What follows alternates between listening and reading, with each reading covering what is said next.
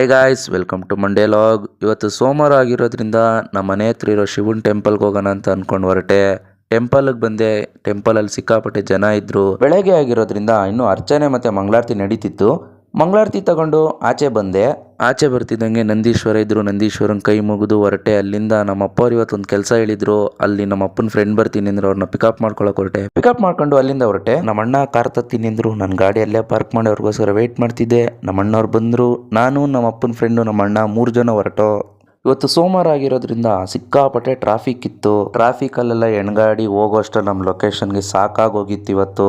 ಅಂತೂ ಇಂತೂ ನಮ್ಮ ಲೊಕೇಶನ್ಗೆ ಬಂದು ಇವತ್ತು ನಮ್ಮ ತಂದೆಯವ್ರು ಹೇಳ್ದಂಗೆ ಲೊಕೇಶನಲ್ಲಿ ಕೆಲಸ ಮುಗಿಸ್ಕೊಂಡು ಇವತ್ತು ಯಾರೋ ಬರಬೇಕು ಅಂದ್ರೆ ಅವ್ರಿಗೋಸ್ಕರ ವೆಯ್ಟ್ ಮಾಡ್ತಿದ್ದೋ. ಅವರೆಲ್ಲ ಬಂದರು. ಇವತ್ತು ನಮ್ಮ ಅಣ್ಣನೂ ನಾನು ಇಬ್ಬರು ಡಯಟಲ್ಲಿ ಇರೋದ್ರಿಂದ ಶುಗರ್ಲೆಸ್ ಜ್ಯೂಸ್ ಕುಡ್ದೋ.